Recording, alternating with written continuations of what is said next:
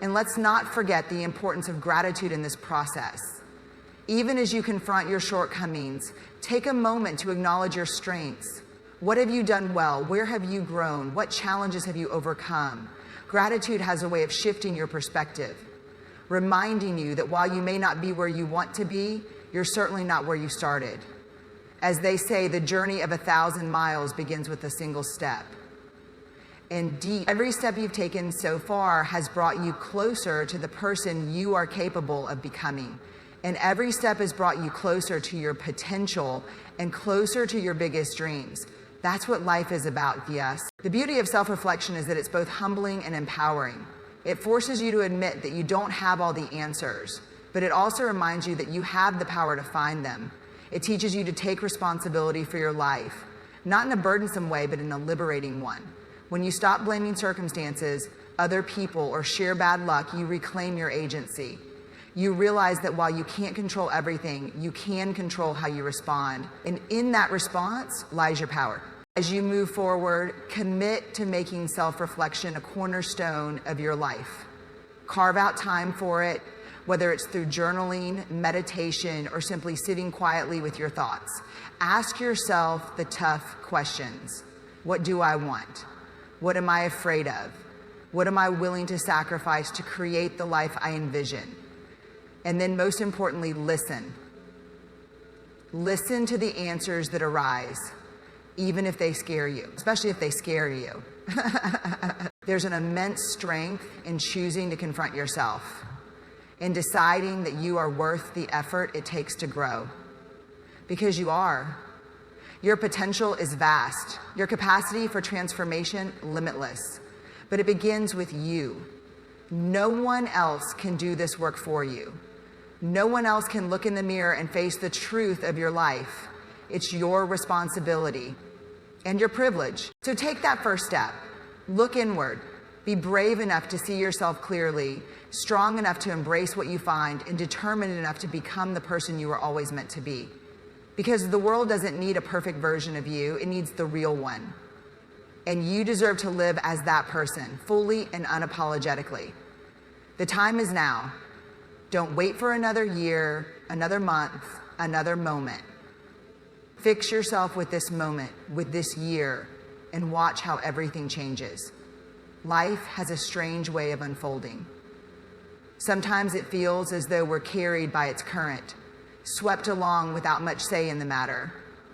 Days blend into weeks, weeks into months, and before we know it, we're standing at the crossroads of another year, wondering how we got here. But here's the truth. Life doesn't just happen to us. It responds to us, to our choices, to our intentions, and to the plans we make or fail to make. The future isn't written in stone. It's etched with every action, every decision, every moment of clarity where we decide to take the reins and steer our own course. But we're bookending every conversation and every interaction, and suddenly the past and the present, the future and the past all meld together into one moment. Think about it. How much of your life is by design and how much of it is by default? If you're not deliberate, the world will happily decide for you. Society, circumstances, and even the people around you will shape your reality if you don't. You must become the architect of your own life.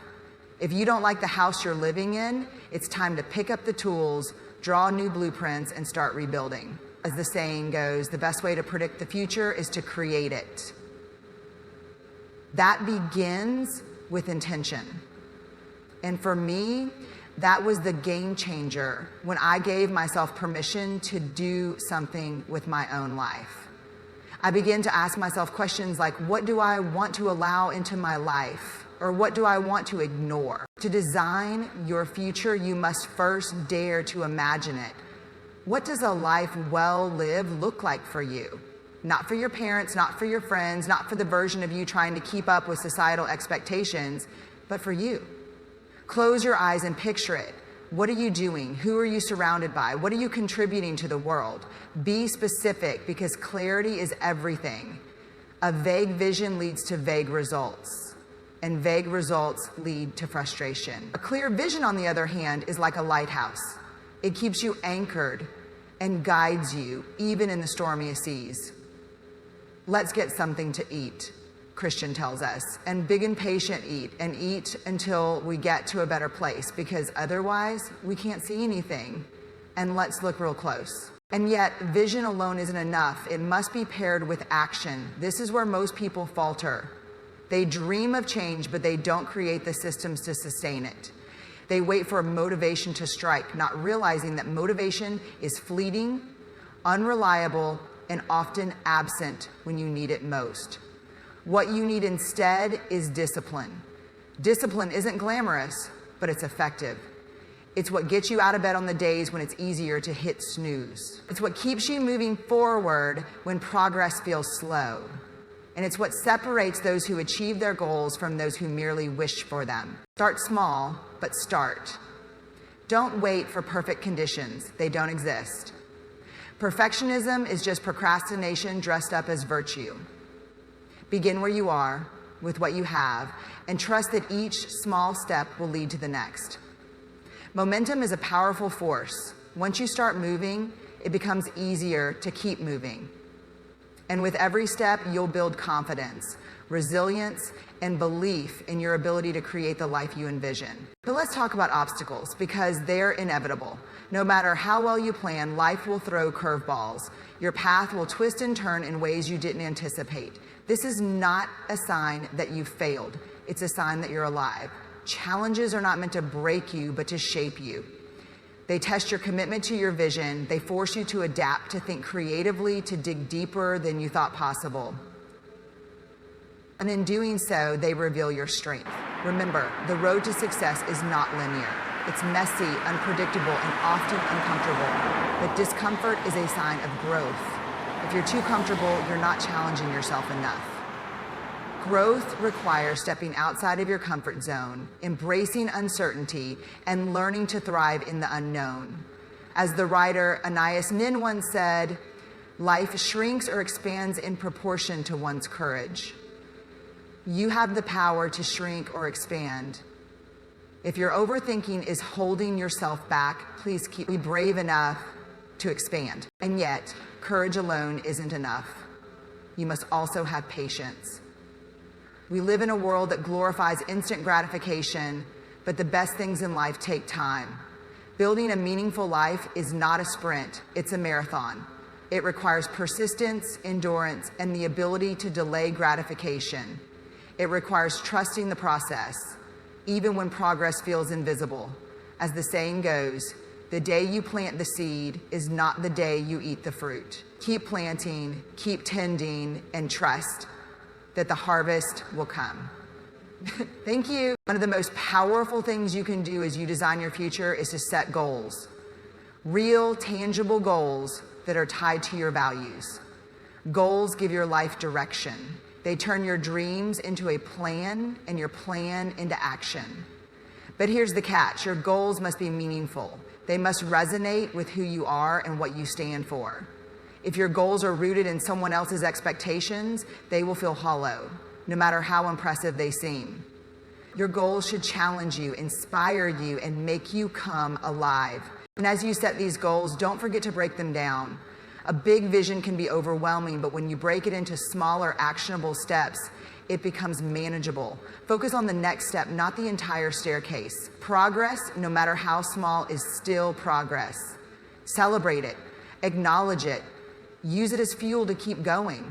And remember that setbacks are not the end of the story. They're simply part of the process. When you fall, get back up. When you fail, learn. When you're tired, rest, but don't quit. It's also crucial to surround yourself with the right people. No one succeeds alone.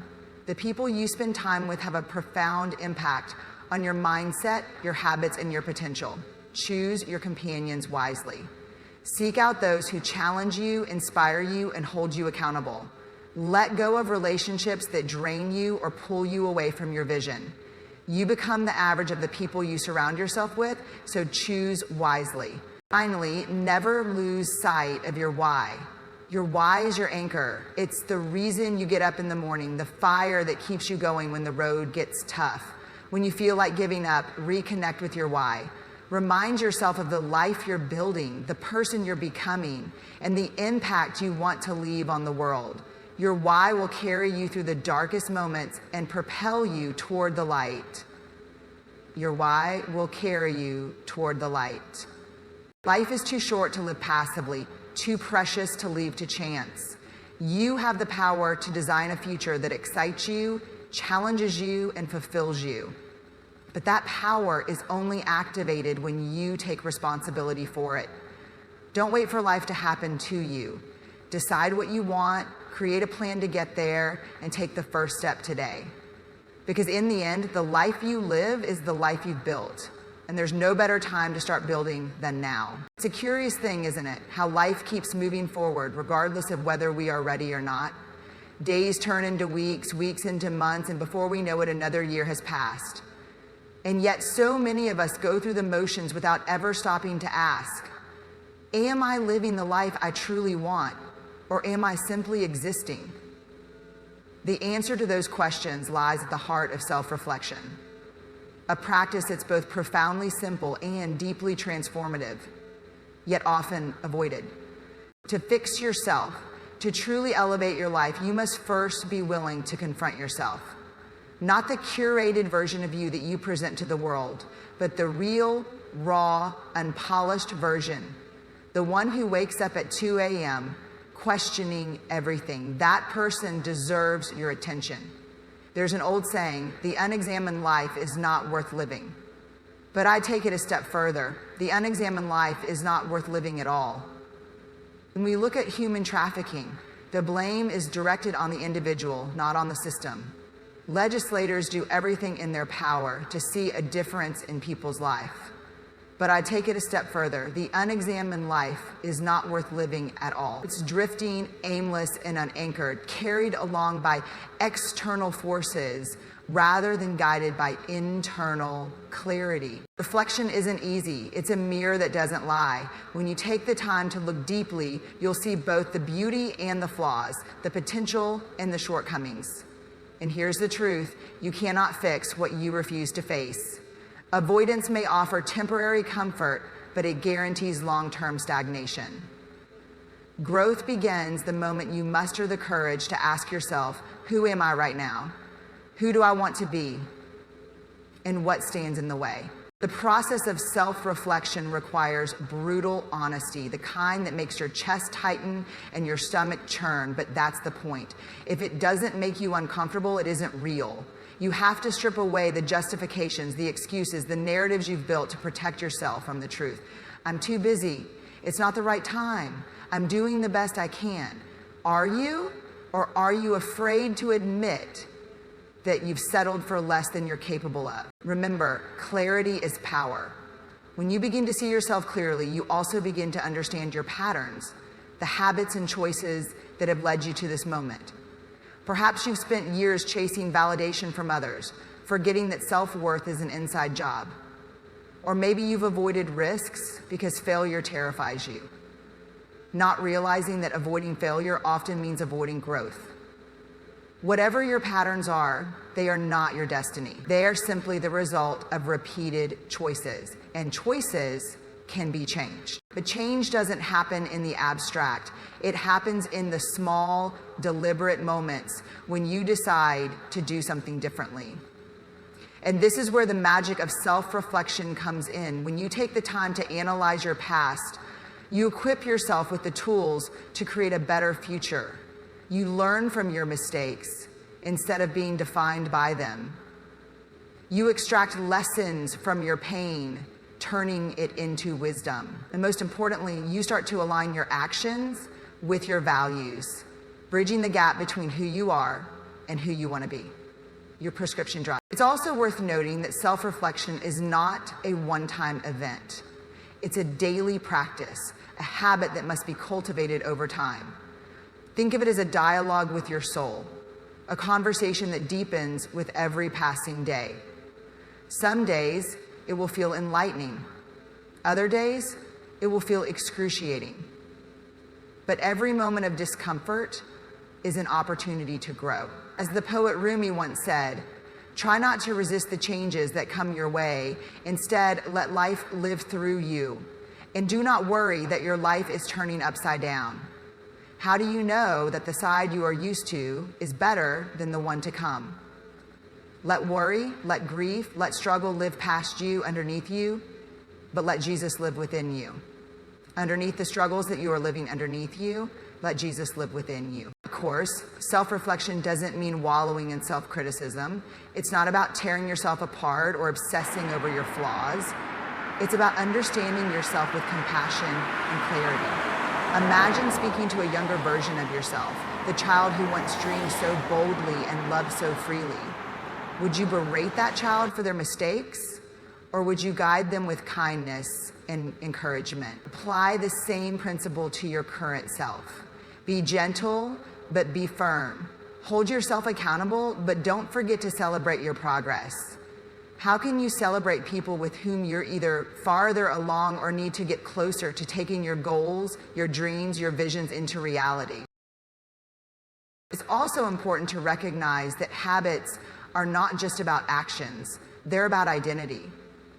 If you see yourself as someone who is disorganized, undisciplined, or incapable, you will unconsciously act in ways that reinforce that identity. But when you shift your identity, your habits will follow. Start by asking yourself, who do I want to be? Do you want to be a person who values health? A person who embraces learning? A person who faces challenges with courage? Once you've defined that identity, align your actions with it. Every time you act in accordance with your desired identity, you reinforce it. You're not just building habits, you're building a new version of yourself. And it doesn't happen in the inner workings of your brain, it happens in the workings of your physical body. If you're falling behind around the weight, and don't underestimate the power of your environment in shaping your habits. Your surroundings play a huge role in your behavior. If your environment is cluttered, distracting, or full of temptations, it will be much harder to create positive habits. Take control of your space. Make it easy to do the things you want to do and hard to do the things you don't. Want to eat healthier? Keep nutritious food within reach and junk food out of sight. Want to read more? Leave a book on your nightstand and put your phone in another room. Your environment should be a partner in your success, not an obstacle.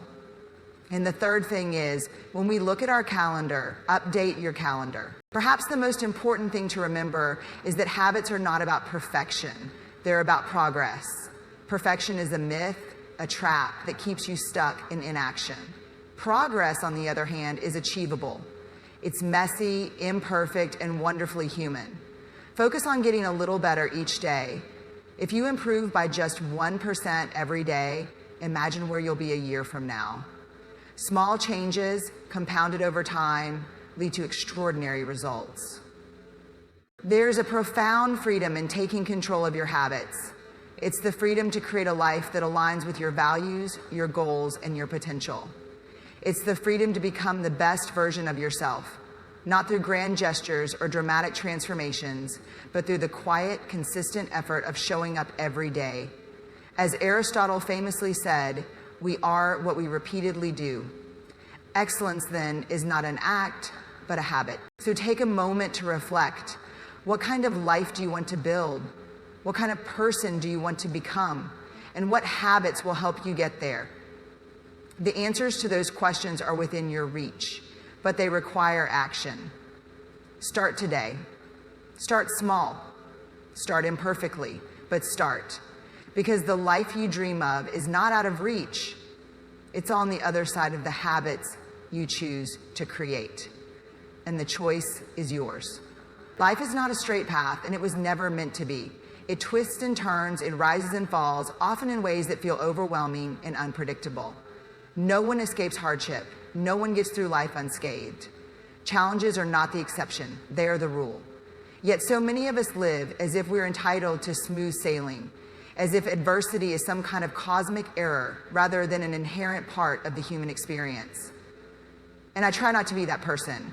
I cry a little bit over the loss of my great-grandfather, who I loved and raised me regardless of the failures, progressions, and failures.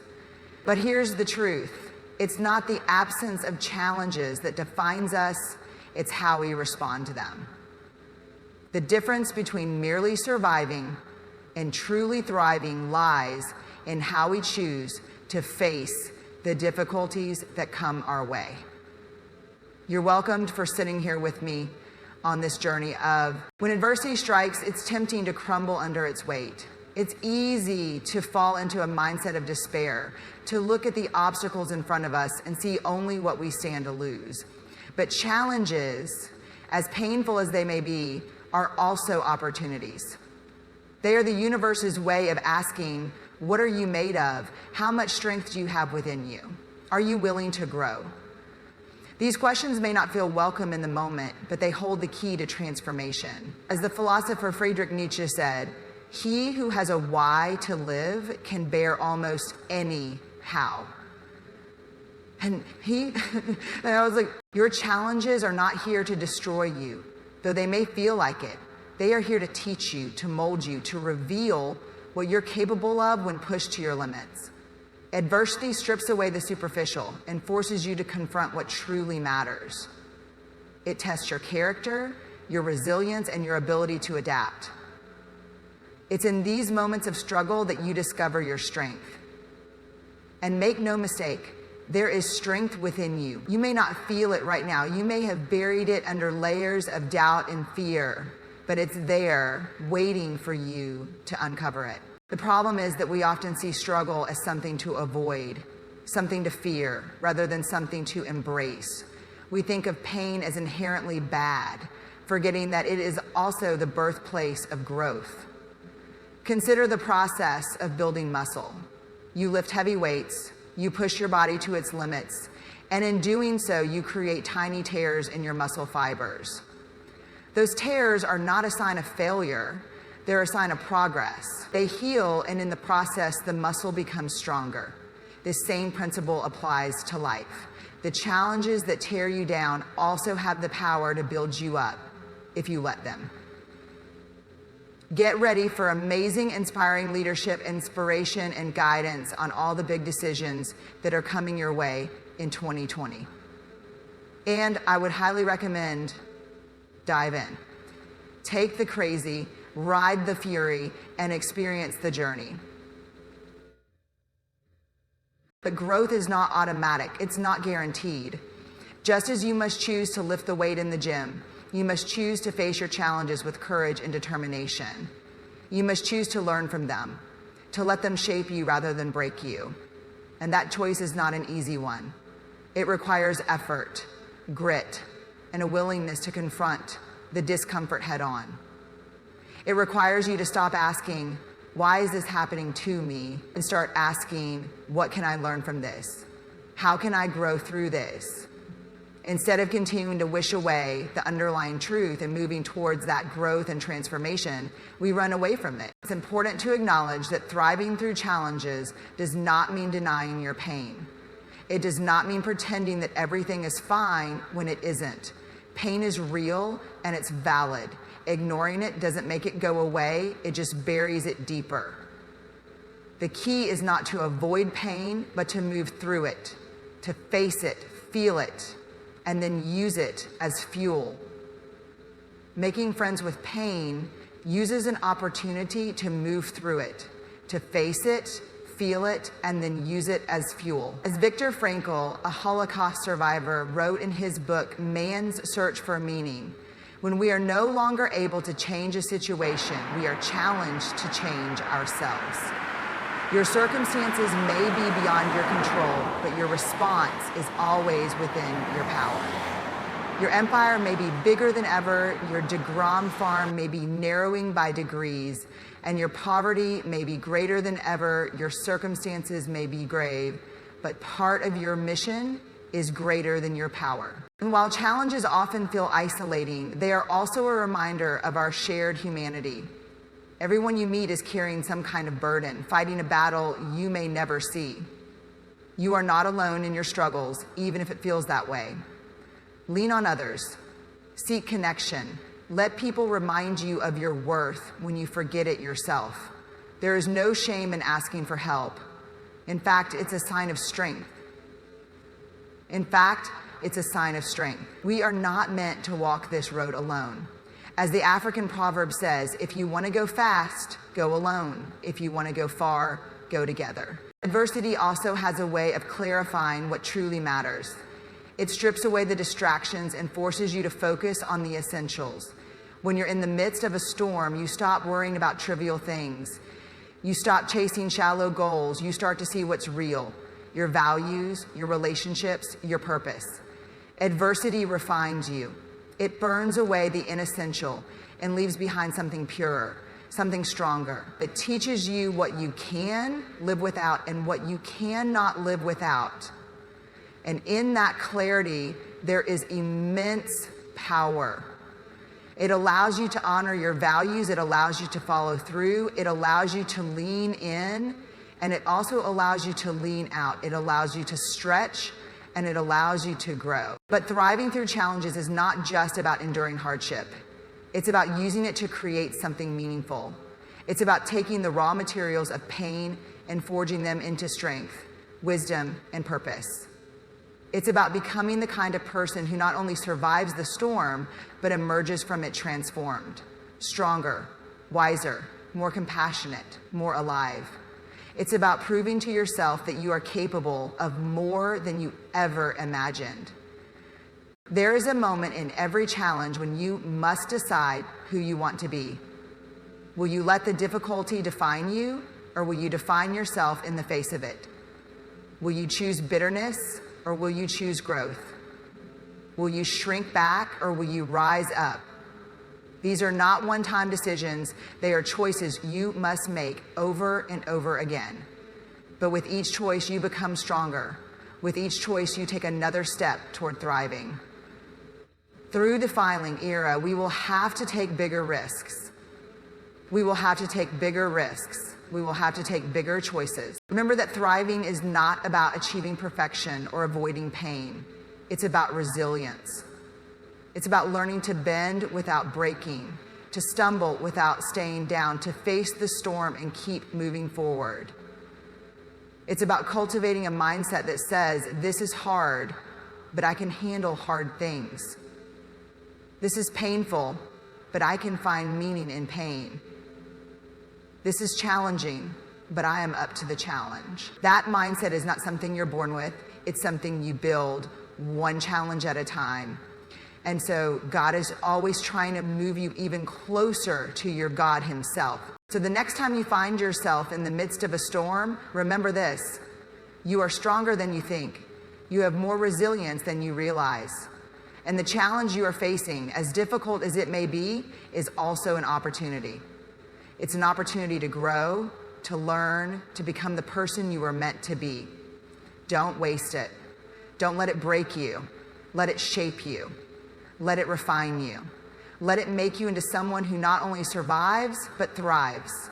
Because the world doesn't need more people who give up at the first sign of difficulty.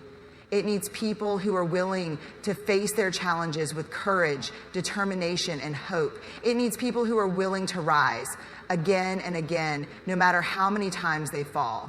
It needs people who thrive, not in spite of their challenges, but because of them. Be one of those people.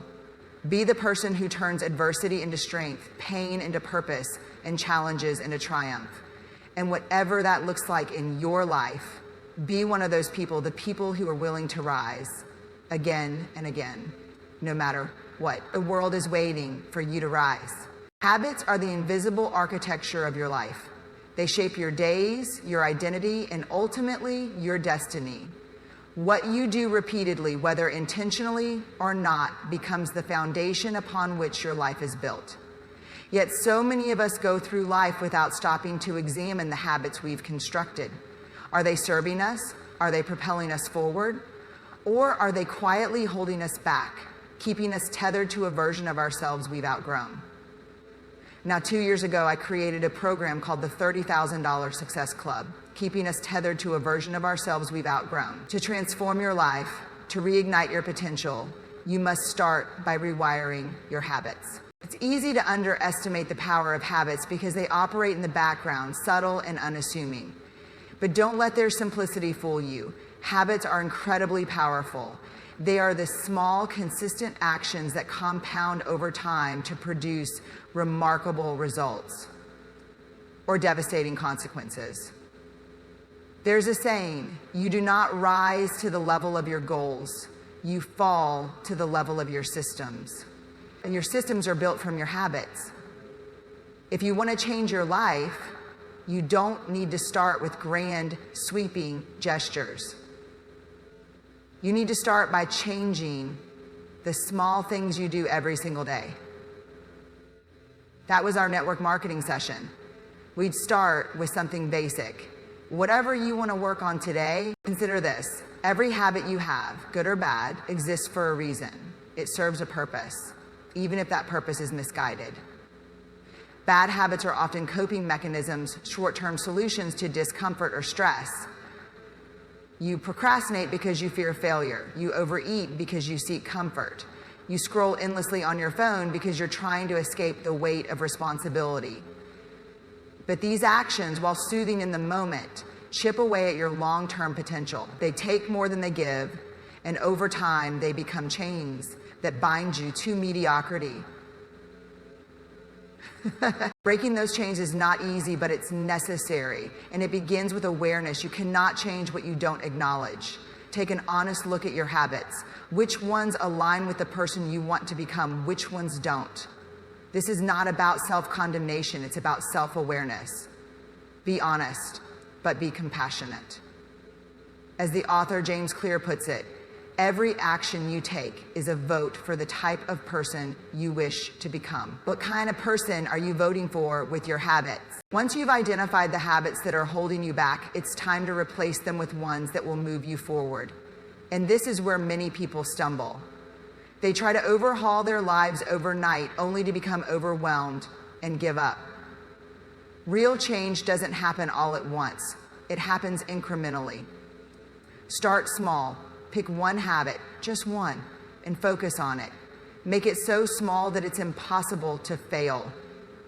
Make it so small that it's impossible to fail. If you want to start exercising, begin with 5 minutes a day. If you want to read more, commit to a single page. Small actions done consistently lead to big results. The key is consistency. Anyone can make a change for a day or a week, but lasting transformation requires persistence.